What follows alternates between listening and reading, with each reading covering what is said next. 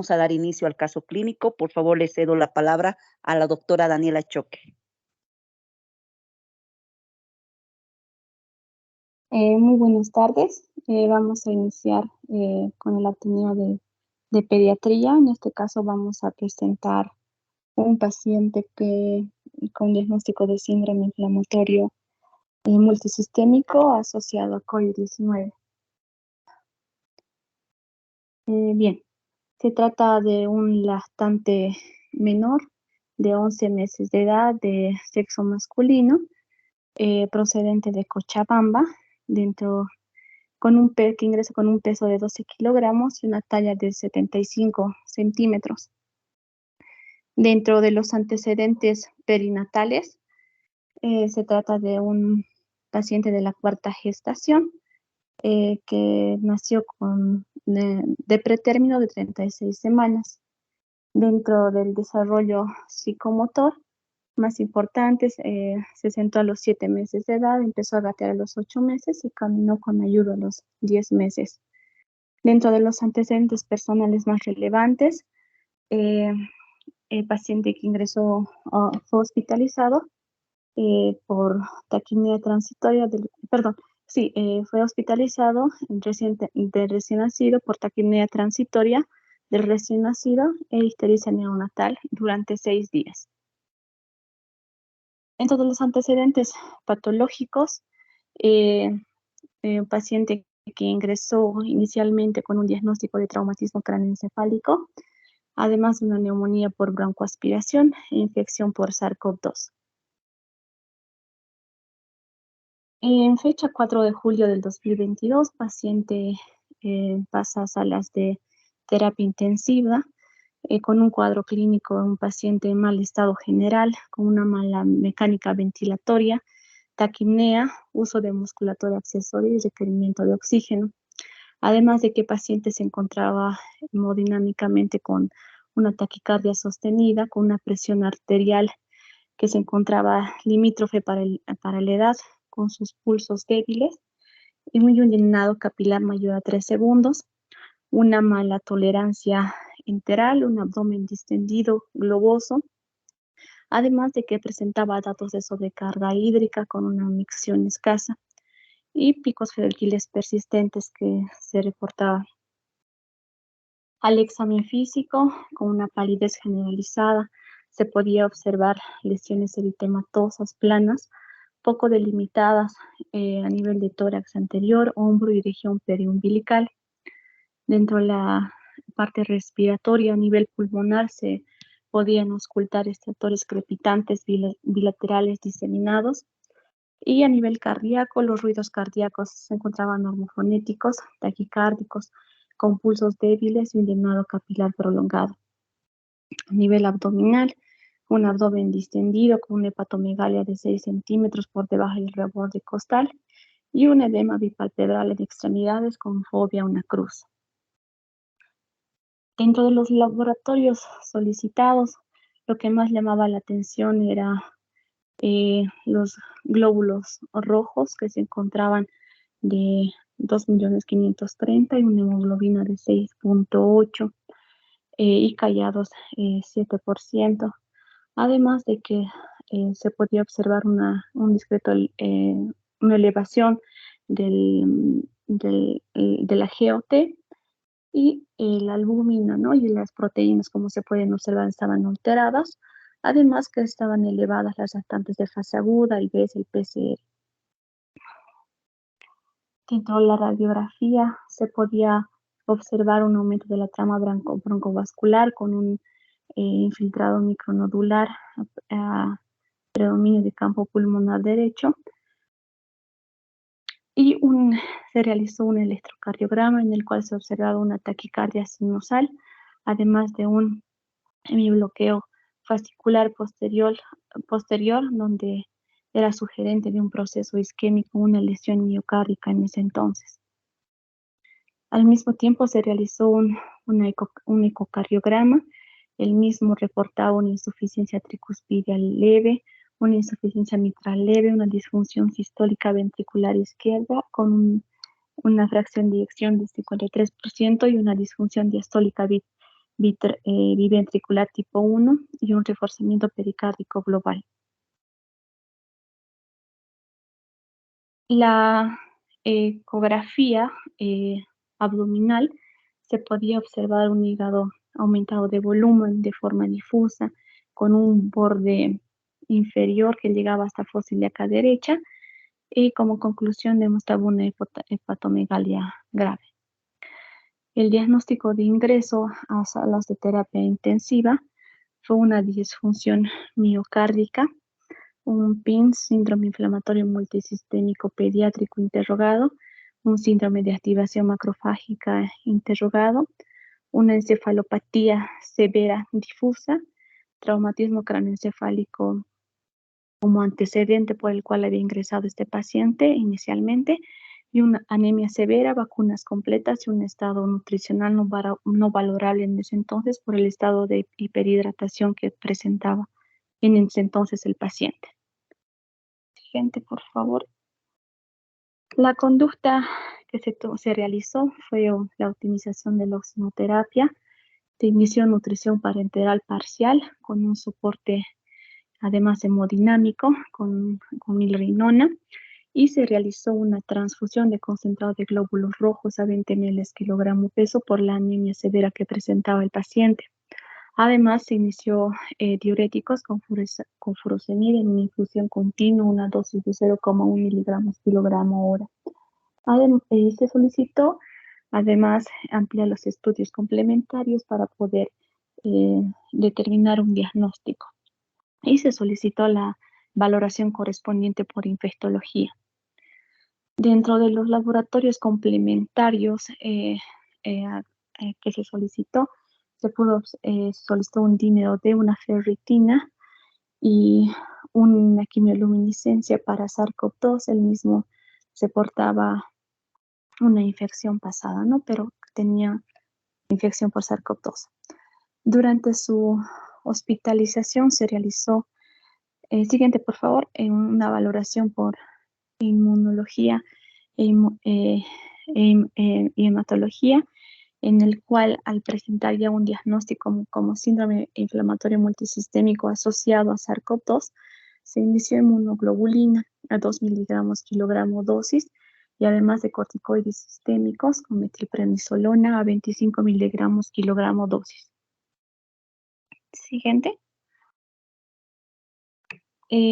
La valoración por hematología pediátrica, posteriormente a su valoración, nos indican que no había datos de procesos linfoproliferativos, y la conducta fue iniciar enoxaparina, 1 miligramo kilogramo día, continuar con lo que es la metilprednisolona a una dosis de 2 miligramos kilogramo día, y realizar un aspirado de medular que fue diferido según la reevaluación del posterior de hematología. Se realizó al mismo tiempo, como bien indicamos, la valoración por inmunología pediátrica, en el cual se indicó iniciar una segunda dosis de inmunoglobulina a 2 miligramos kilogramo dosis.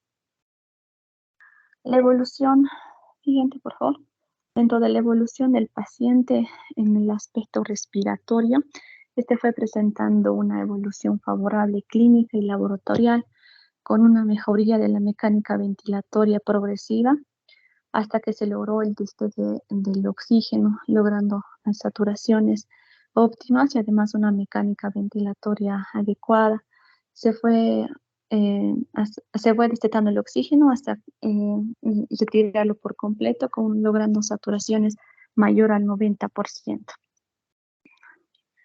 En la evolución dentro del aspecto cardiovascular, el paciente hemodinámicamente recibió soporte con milrinona, dobutamina y diuréticos hasta lograr una estabilización hemodinámica, logrando mantener los signos vitales dentro del rango para la edad, además de una buena perfusión distal, y se solicitó una ecocardiografía de control, la misma donde se podía evidenciar una función cardíaca conservada. el electrocardiograma, en el cual mismo se podía ver una mejoría. Y siguiente, por favor, dentro del el ecocardiograma solicitado como control, se puede observar una insuficiencia tricuspidia mitral leve, una disfunción sistólica ventricular izquierda eh, y una disfunción diastólica biventricular tipo 1 con reforzamiento pericárdico global, con una fracción de eyección de ventrículo izquierdo de un 73%.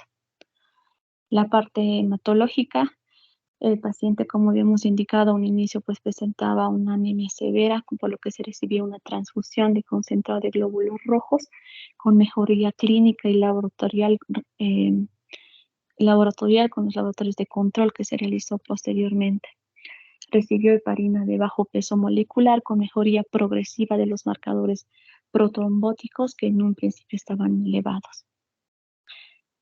Como podemos, me la pasa por favor, vamos a poder observar dentro de los laboratorios solicitados, se ha podido ir observando mejoría, uno dentro de la parte hematológica, de la hemoglobina ha habido un ascenso, además de que los restantes de fase aguda han ido fueron disminuyendo paulatinamente, y también lo que es el dímero D y la ferritina.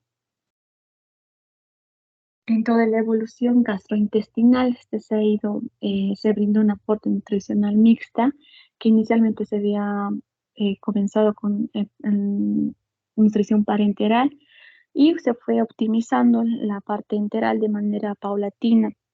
La misma fue bien tolerada, y además de que el abdomen ya se encontraba blando, ya se observa una distensión, ¿no? La hepatomegalia, que en un inicio se encontraba en una hepatomegalia grave, se encontraba en remisión.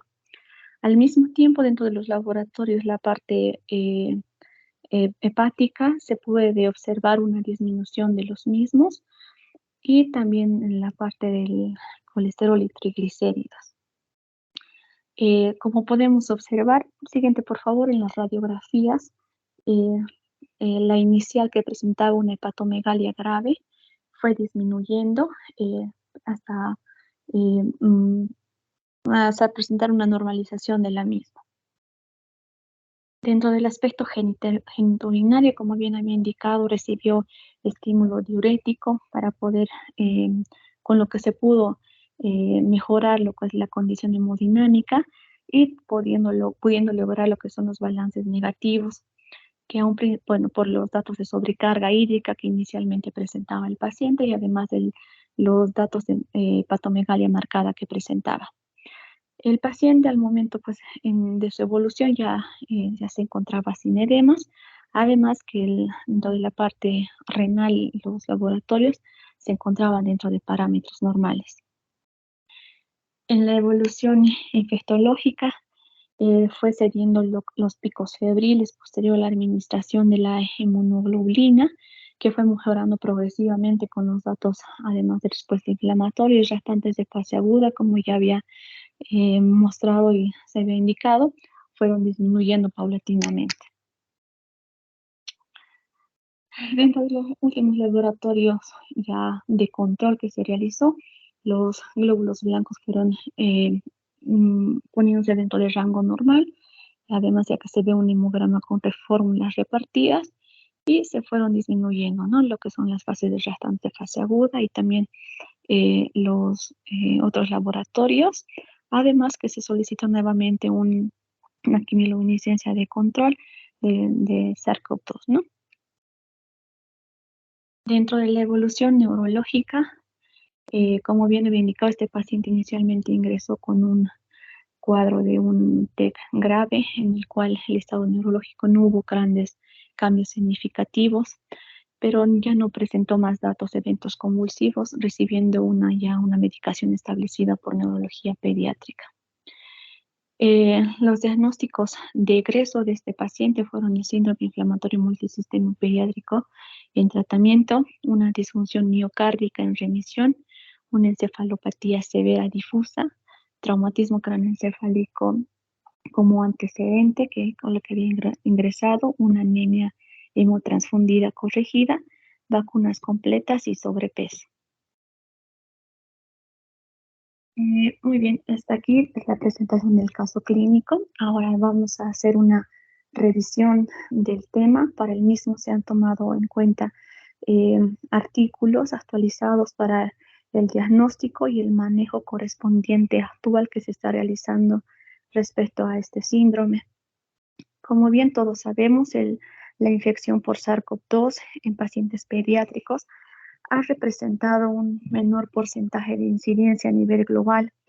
La mayoría de los pacientes se han sido asintomáticos o presentaron habitualmente enfermedades pulmonares leves a moderadas y con una baja incidencia de hospitalización y mortalidad. Solamente se veía o se observaba pacientes que tenían un riesgo de mortalidad elevada, aquellos pacientes que presentaban como enfermedades de base, como por ejemplo enfermedades respiratorias o autoinmunitarias o cardíacas, ¿no?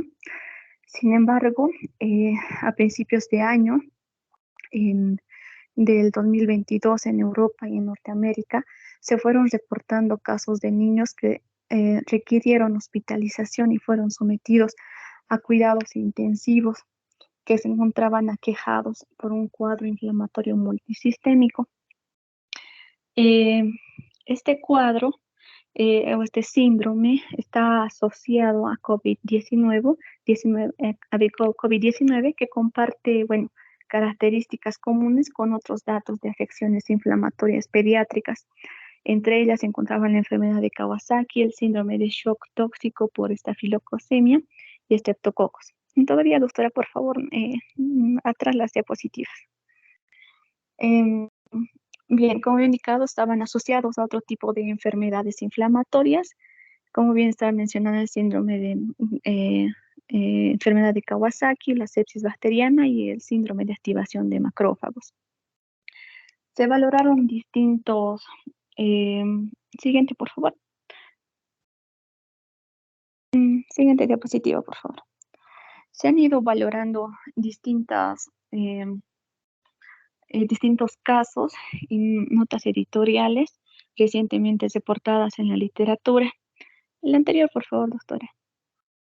Dentro de las más grandes, una serie publicada en Europa, en el cual se tomaron 24 hospitales en 10 países, que incluían Europa, Gambia y Taiwán, en el cual se estudió 58 pacientes pediátricos, estos en edades que oscilaban a 9 años de edad y que fueron diagnosticados por SARS-CoV-2 con un PCR en 15 pacientes de los 58 estudiados y anticuerpos IgG en 46 pacientes de los 58. Estos mismos las claves del diagnóstico, además de que estaban asociados a infección por SARS-CoV-2, fueron la fiebre, la diarrea, el choque, la presencia de variables de rash, conjuntivitis, edema en extremidades y en cambios a nivel de la mucosa. Siguiente, por favor, doctora. Bueno, se han estado dando varias definiciones para poder ver el diagnóstico correspondiente para poder realizar el síndrome inflamatorio multisistémico pediátrico, entre ellas las definiciones según la OMS, en la cual menciona aquellos niños y adolescentes entre 0 a 19 años con fiebre mayor a 3 días y además que tenían que cumplir 2 de los criterios siguientes. Uno, que era el exantema o conjuntivitis bilateral, que no fuera supurativa y además que tenían una afección mucocutánea. 2, hipotensión o shock.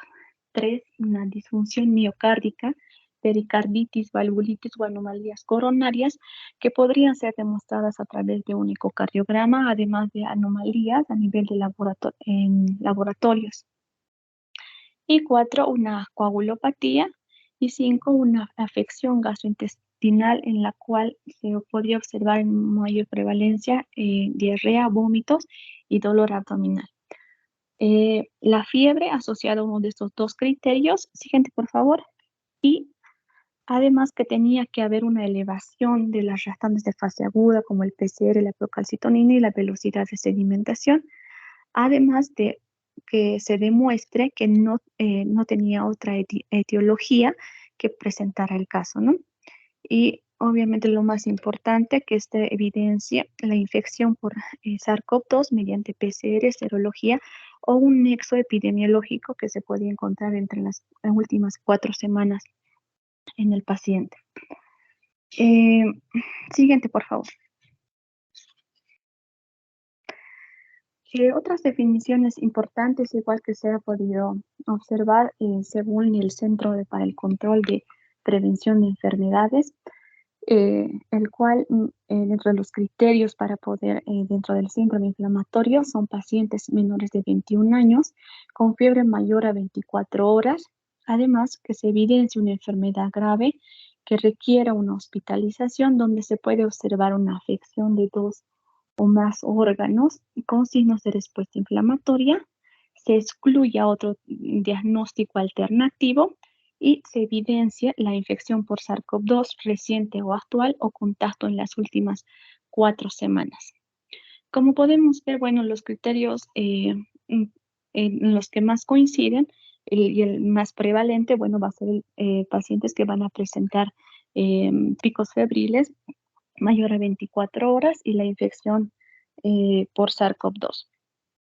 Siguiente, por favor.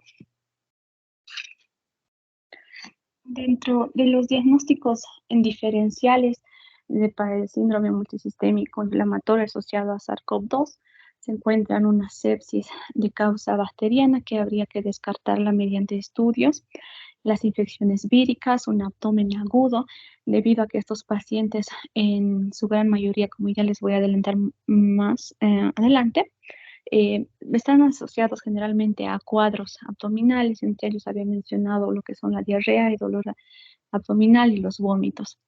Además que hay que descartar el síndrome de shock tóxico asociado a estreptococo y estafilococos. Además de miocarditis por otro tipo de organismos, la enfermedad de Kawasaki no relacionada con SARS-CoV-2 y además la reacción de hipersensibilidad a fármacos, tomando en cuenta mucho en esto, haciendo énfasis a una buena anamnesis de la historia clínica, ¿no? Siguiente, por favor. Bueno, el cuadro clínico va a ser muy variado y como bien dentro de los criterios que ya los había mencionado, bueno, haciendo una revisión, la Sociedad Chilena de Infectología propone 4 grandes presentaciones clínicas en estos pacientes. Uno que son los síntomas inespecíficos en el que van a predominar la fiebre, el rash, además del compromiso gastrointestinal. 2, los compromisos cardíacos que pueden presentarse como una enfermedad de Kawasaki atípico o un síndrome de shock tóxico. El tercero, el shock mixto o inestabilidad hemodinámica. Y cuarto, que son las tormentas de citoquinas que se podrían presentar en este paciente, en estos pacientes. Siguiente, por favor.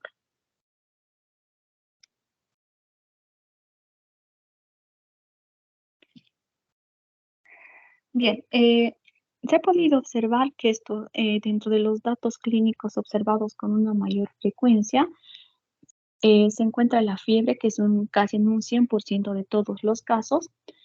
Como había indicado, los síntomas digestivos que se encuentran en una gran mayoría, estos representan el 50%, que están asociados a dolor abdominal, vómitos y diarrea.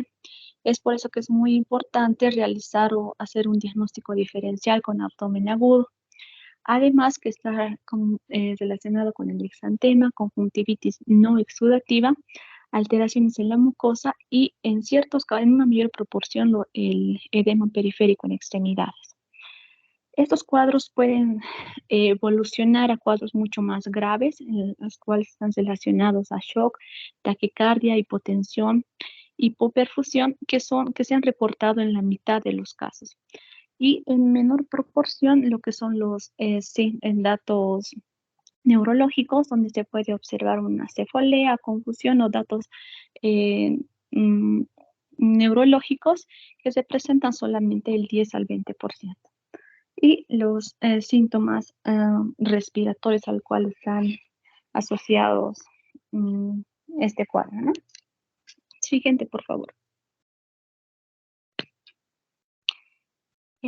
Dentro de los laboratorios solicitados al mismo tiempo, como habían indicado, van a ser las radiografías, más pensando en un cuadro, o sea, como está asociado a la infección por SARS-CoV-2, en el cual van a poder verse, ¿no? Los datos de puede un aumento del infiltrado, perdón, un aumento de la trama broncovascular con infiltrado, pero más cuadro respiratorio. Siguiente, por favor.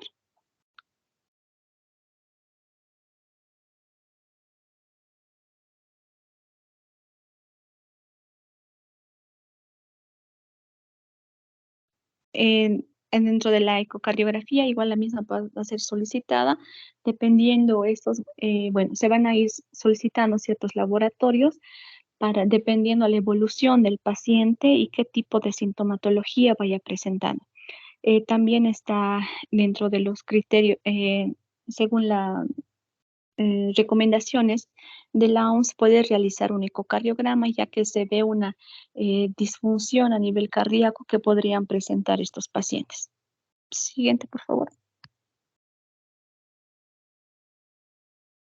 Bien, el abordaje que se va a realizar con estos pacientes, eh, hay guías recientemente publicadas y recomendaciones internacionales en, en el cual se va, como bien había indicado, se va a ir realizando los estudios y el abordaje correspondiente dependiendo la evolución del paciente o la gravedad del mismo. Se va primeramente pues iniciar lo que es una identificación temprana del shock, se va a realizar una monitorización invasiva precoz, la reposición o reanimación del volumen según requerimiento del paciente, el soporte hemodinámico con apropiado uso de inotrópicos y vasopresores según la necesidad, el soporte ventilatorio si fuera necesario con intubación y ventilación mecánica temprana.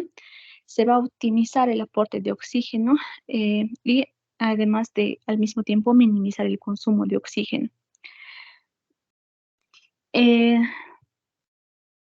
Dentro de los protocolos descritos, bueno, las medidas antiinflamatorias se han basado especialmente en terapias empíricas o aplicadas a lo que son la enfermedad de Kawasaki o cuadros inflamatorios sistémicos. Como había indicado inicialmente, pues están asociados generalmente estos cuadros inflamatorios.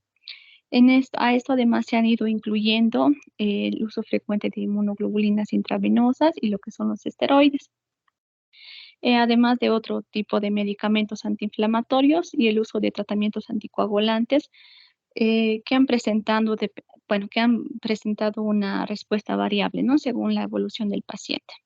Además, también se ha indicado, bueno, como eh, dentro de la conducta, poder iniciar la aspirina debido a la preocupación o a la afección coronaria que podría presentar este tipo de síndrome.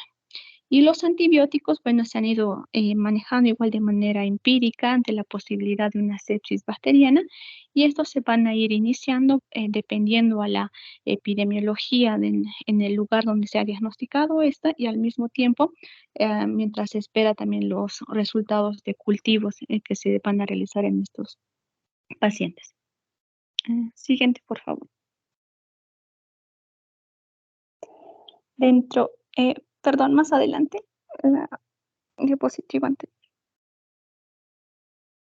Dentro del manejo farmacológico, como bien había indicado, se va a iniciar el antibiótico de amplio espectro según la epidemiología y esperamos los cultivos del paciente ante la sospecha de una sobreinfección.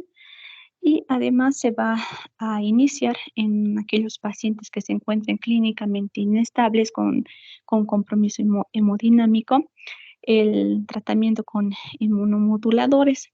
Entre estas se van a encontrar la inmunoglobulina EB, que se va a iniciar a 2 gramos kilogramo día en infusión continua en 12 horas. Asociado a estos son los esteroides como la metilprednisolona, que está indicado a 2 miligramos kilogramo día. Esto puede variar dependiendo de la evolución siempre entre 3 a 5 días, ¿no? Además que dentro de los nuevos manejos se está indicando que para aquellos pacientes que cumplan con criterios de enfermedad de Kawasaki completos o alteraciones coronarias, se pueda iniciar o agregar al tratamiento el ácido acetil salicílico. Siguiente, por favor. Bien, ¿cómo vamos viendo la respuesta y cómo se va evaluando la respuesta o la evolución de los pacientes? Inicialmente, una vez iniciado lo que son las inmunoglobulinas, se espera entre 48 horas a 72 horas, en el cual se dice que va a tener una respuesta favorable si el mismo tiene el paciente está febril por mayor a 48 horas, ya hay una mejoría en la parte hemodinámica. Además de que se van a ir realizando los laboratorios de control, en especial lo que son las restantes de fase aguda, las mismas van a ir progresando, disminuyendo progresivamente. ¿Cuál es la estrategia a seguir dentro de estos pacientes? Bueno, es la disminución progresiva del tratamiento esteroidal si está habiendo una respuesta favorable al tratamiento inicial que se ha iniciado en estos pacientes. Siguiente, por favor.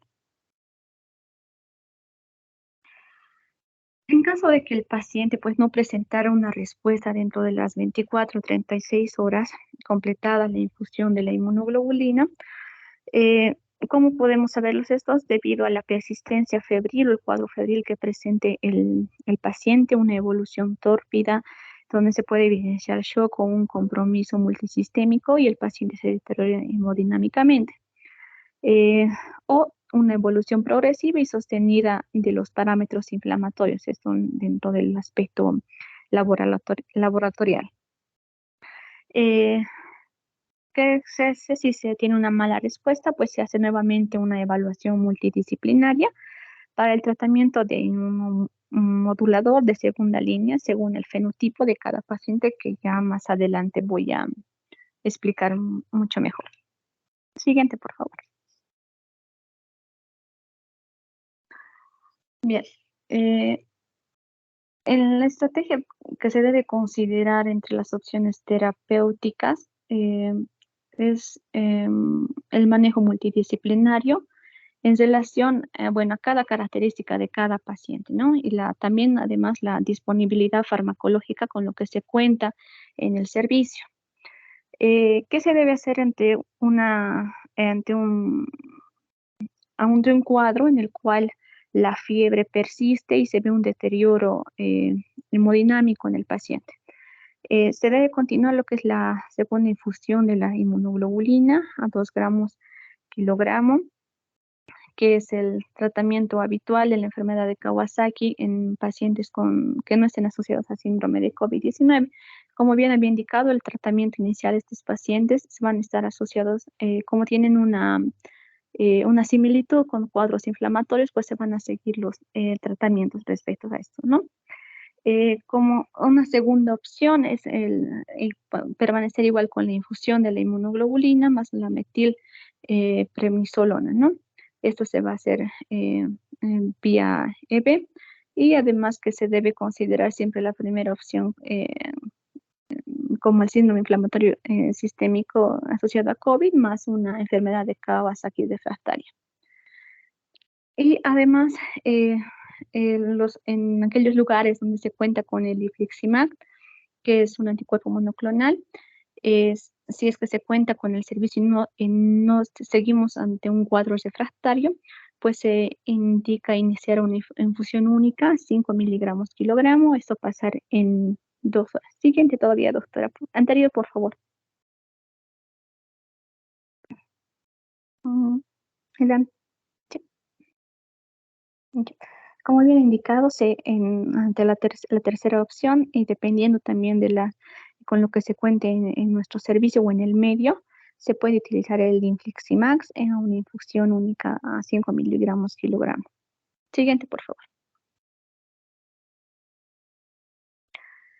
Dentro de la tormenta de citoquinas que está asociado al síndrome inflamatorio multisistémico, se refiere a una marcada elevación de las interleucinas L6, L1, y donde se ha demostrado que estos son un mal pronóstico en pacientes COVID adultos. Recientemente en reportes se sugiere la utilidad de bloquear estas citoquinas, ¿no? Estas con las anti-L6 y anti-L1, lo cual podría ser beneficioso para la evolución favorable del paciente. Mm, bien. Para la tormenta de citoquinas, bueno, está indicado iniciar el tocilizumab, que es un anticuerpo monoclonal recombinante que va a actuar contra el receptor de la interleucina 6, y este además es inducida por estímulos de la IL-6, que conduce a una reducción de la producción de las citocinas y también las lactantes de fase aguda, ¿no? Siguiente, por favor.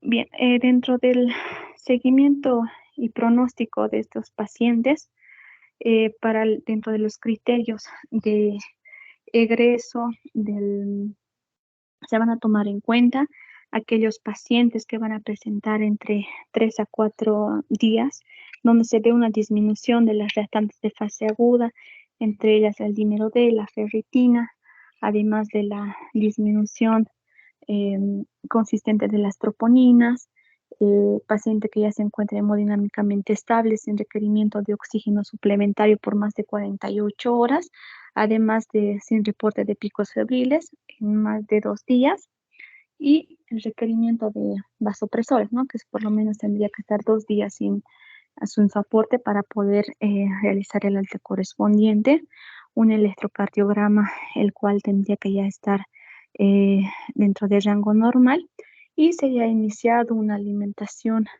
la misma haya sido tolerada y con una hidratación adecuada. Además de que se debe realizar un control farmacológico de la insuficiencia cardíaca, si es que correspondiera, si el caso amerita o el paciente haya evolucionado o haya tenido un compromiso cardíaco, además de una mejoría o estabilidad de los hallazgos ecocardiográficos seriados según el caso que se haya evaluado, además de la función cardíaca, las anormalidades cardíacas o las funciones valvulares que podrían haber presentado estos pacientes. Eh, para hacer ya un seguimiento ambulatorio, según las guías, se sugiere un control entre las 24 a 78 horas de su ingreso, luego de un control infectológico o inmunológico a la semana, con la reevaluación de los exámenes complementarios, en el cual podemos solicitar un hemograma de cuenta absoluto de leucocitos, PCR, ferritina, dímero D, y seguimiento de otras anormalidades específicas según cada evolución o control de cada paciente, ¿no? El control eh, del ecocardiograma ambulatorio debe ser al menos cada 2 semanas, y sin embargo debe valorarse cada caso, como viene indicado, es un conjunto multidisciplinario, ¿no? Dependiendo siempre de cada cuadro que haya presentado el paciente. Respecto al pronóstico, si bien hay reportes de fallecidos, afortunadamente son una baja incidencia. En un estudio en el que se realizó en Estados Unidos en unos 186 pacientes, en el mismo reportaron 4 fallecidos, ¿no? En el que 2 de ellos existían o tenían el antecedente de enfermedades de base. Y según reportes de guías actuales en Chile, pues no se han reportado fallecidos por estos síndromes. Sí, pese a que han ingresado a terapia o han requerido eh, terapia intensiva, pues no se han reportado hasta el momento mortalidad en estos pacientes.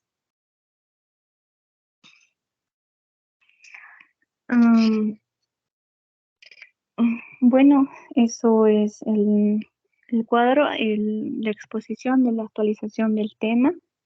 Si tuvieran alguna duda, gracias.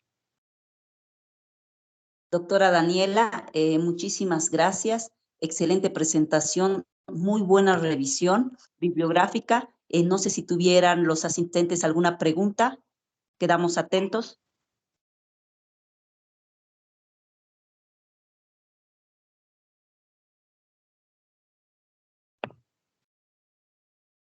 Bueno, sin nada más, sin ninguna pregunta, voy a ceder la palabra, por favor, al doctor Verástegui para su intervención.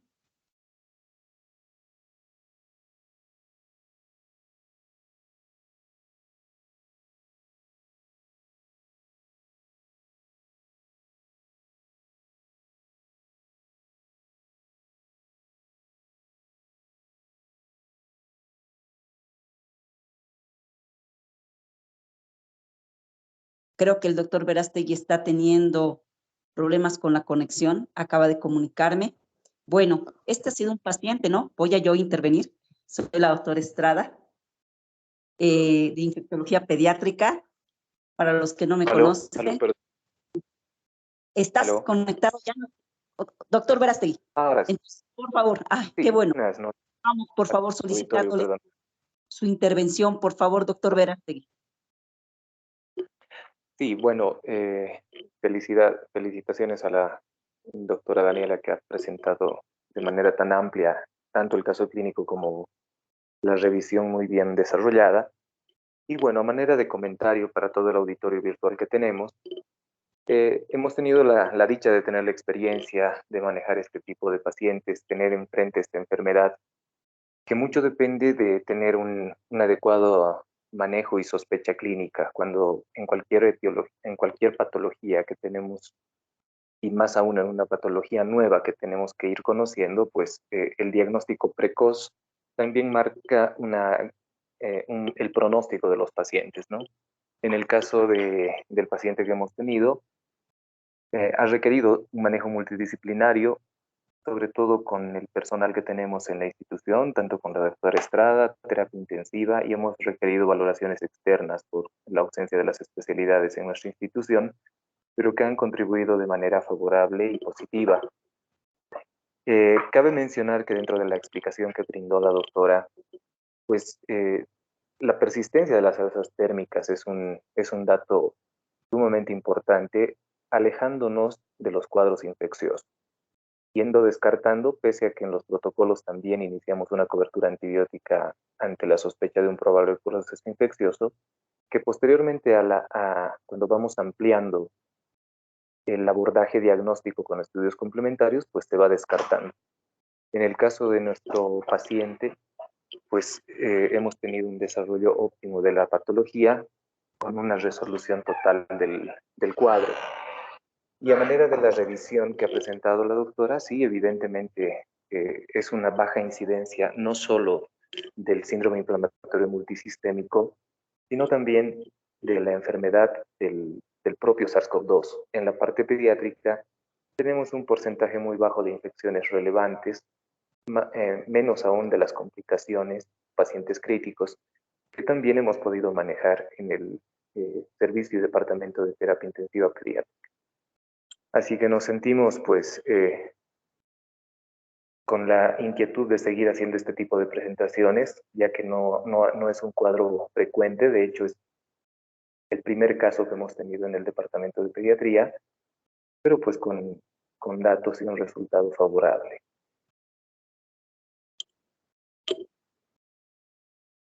Muchísimas gracias, doctor Verástegui, por su intervención. Y bueno, ya como comentaba, ¿no? El doctor Verástegui realmente ha sido un caso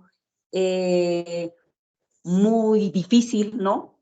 A un inicio, sin embargo, siempre, como indicó el doctor Verástegui, ante la sospecha de persistencia de alzas térmicas, más aún que nos encontramos con la pandemia de COVID-19, pues sí tenemos que pensar, ¿no? En un síndrome inflamatorio multisistémico pediátrico, ¿no? Si bien ya sabemos y tenemos conocimiento que hasta el momento la sintomatología actual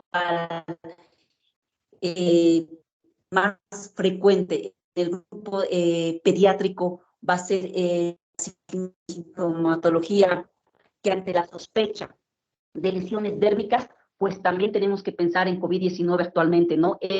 Hablando en el área de pediatría, ¿no? Que es como lo que ha pasado con nuestro paciente, que cumplía todos los criterios y bueno, ha sido realmente muy satisfactorio, ¿no? Todo el manejo y el tratamiento que hemos podido lograr con este paciente, recalcar que ha sido un manejo multidisciplinario, ¿no? Donde hemos intervenido terapia intensiva, infectología, cardiología, inmunología y hematología como médicos externos, ¿no? Bueno, no sé si hay alguna pregunta, alguna duda, quedamos atentos.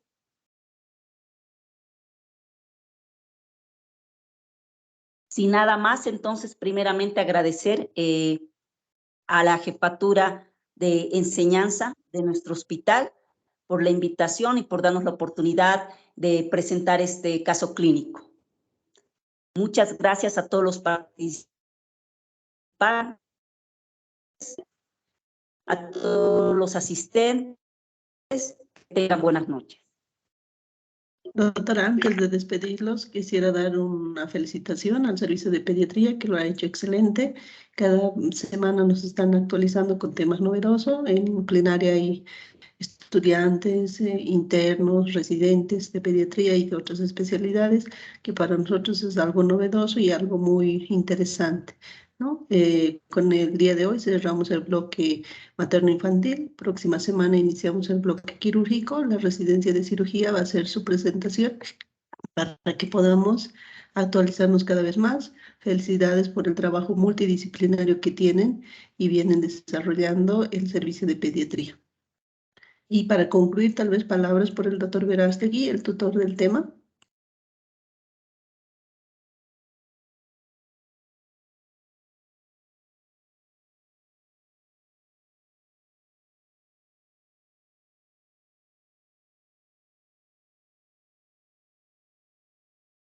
Si no, con sus palabras, doctor Estrada.